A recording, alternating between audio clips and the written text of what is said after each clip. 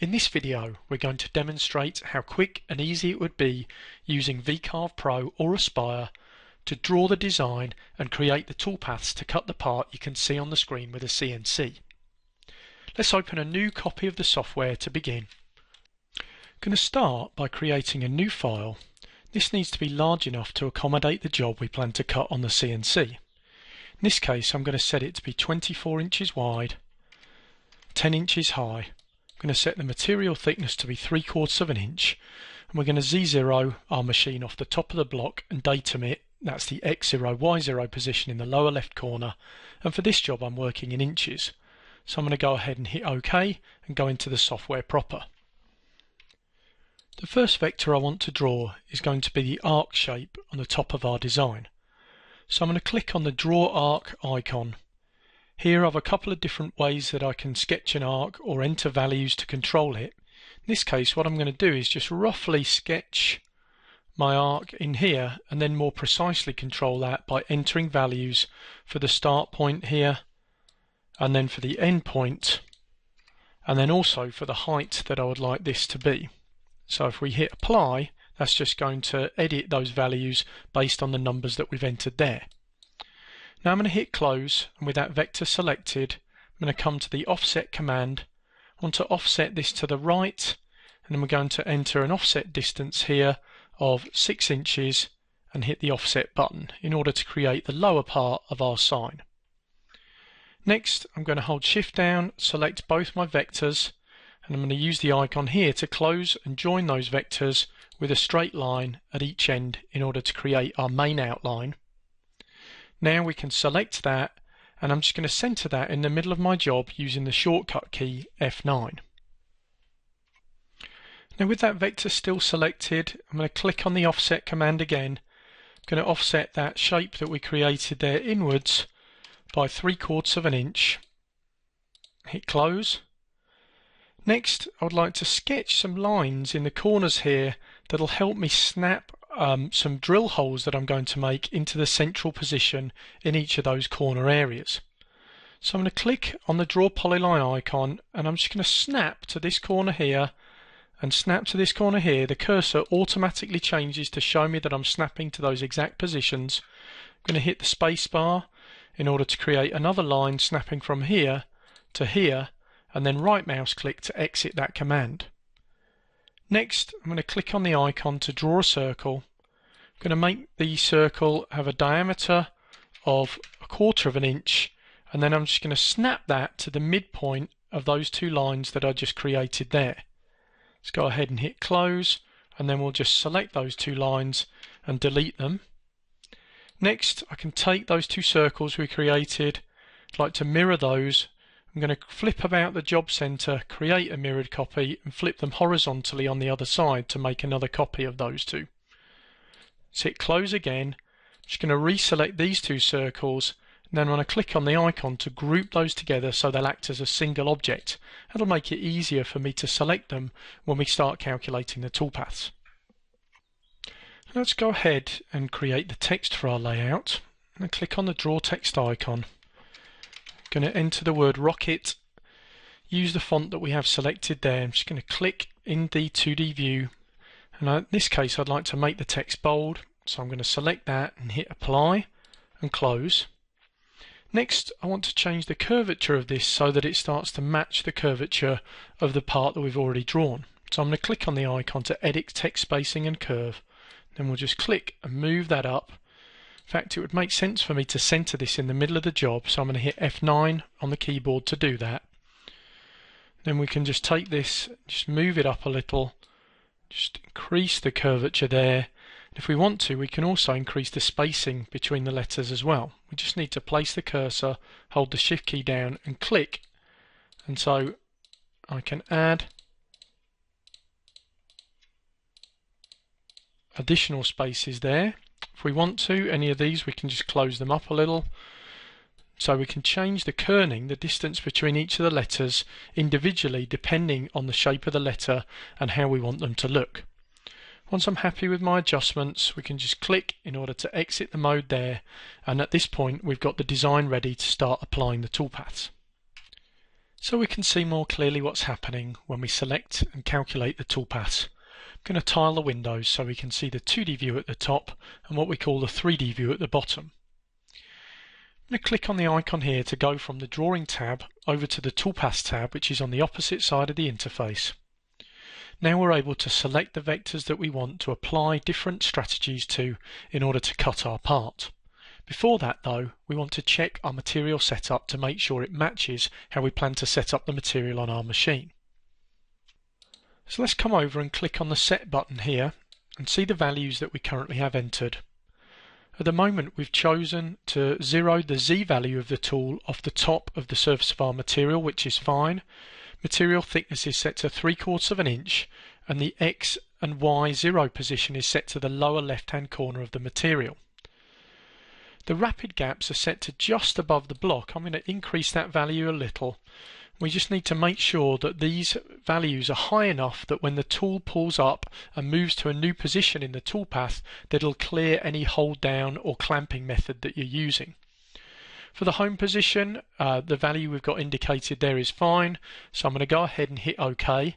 And now we're ready to start selecting vectors and calculating the toolpaths.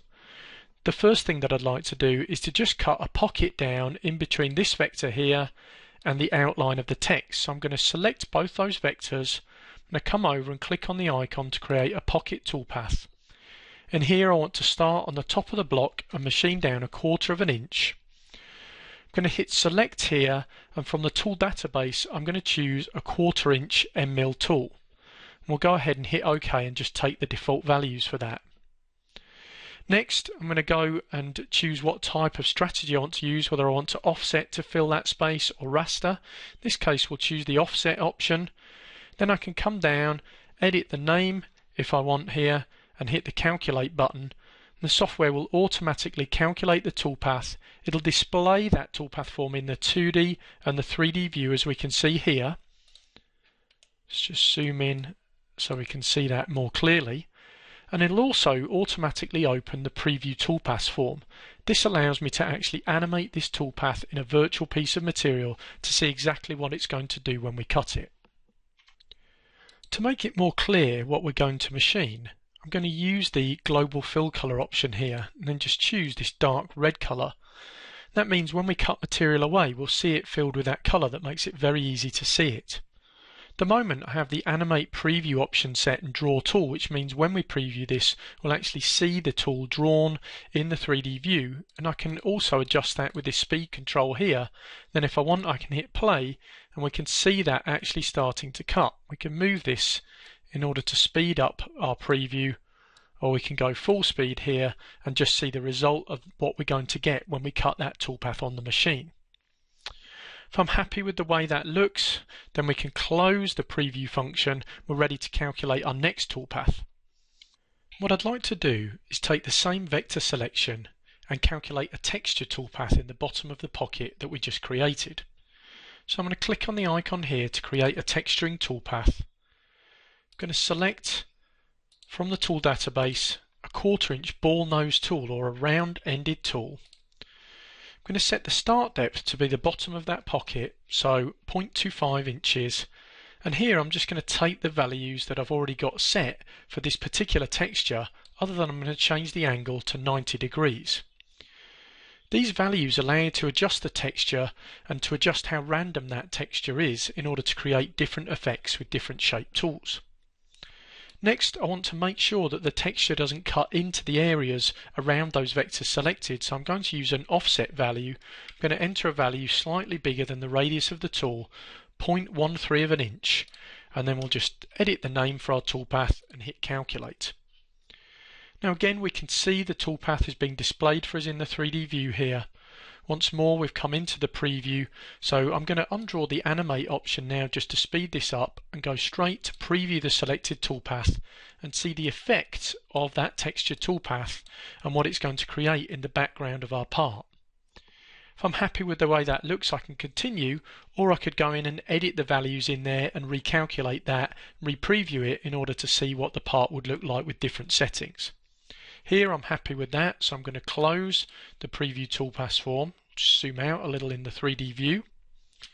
Next, I want to drill holes in the corners to mount this.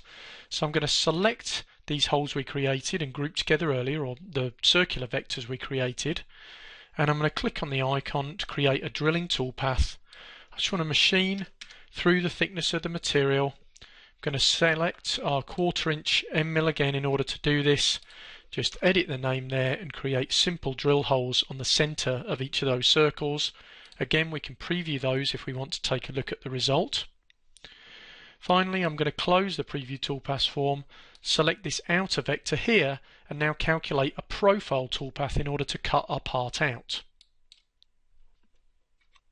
For this, I'm going to enter a value of 3/4 of an inch.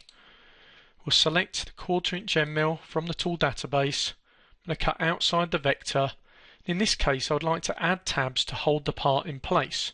If you had a hold down system that didn't require you to keep the part secured to the material it was being cut from, you wouldn't need to use the tabs. In this case, I'm going to show you how we can add these.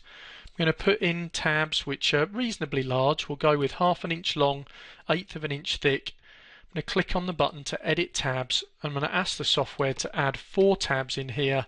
Click on the button there. You can see those tabs being added in the 2D view. I can click and drag these into any position I want, or delete them, or add additional tabs in completely dynamically. When I'm happy with their positions, we can hit close on that particular form. We can come down, edit the name here if we want to, hit calculate. What that's going to do is calculate our toolpath, and as we'll see when we do the preview, we should be left with small pieces of material that are going to hold the part in place when we cut it out. So let's click on the button to preview the selected toolpath, and there we can see if we tilt this up, in the locations that are specified, we've got these tabs of material that are going to hold the part safely in place. At this point, I'm going to close the preview toolpath form, and if we're happy with the way the part looks and the settings that we've entered, then we're actually ready to output these toolpaths in order to put them into a format that we could run on our CNC. To do this, we just select the first toolpath we want to save from the list, click on the icon to save the toolpaths, check to make sure that we've selected the right one, choose the appropriate post-processor that will format the data so that our machine tool or our control software can understand it. You can see if I click here that we have a very large list of choices for this, hundreds of different options that you can choose from depending on your particular setup.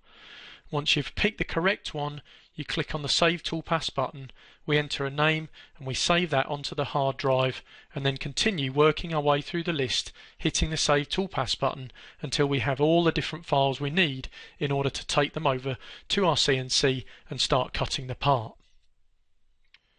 So let's just close the Save Toolpaths form there, and at this point we've finished the example, and you've seen how quick and easy it is using either VCarve Pro or Aspire to take a blank part, use the drawing tools in the software to quickly and accurately create our design layout, and then go over to the toolpath side of the software and very quickly calculate different types of toolpath that allow us to manufacture our part on our CNC machine. Thanks for watching this video.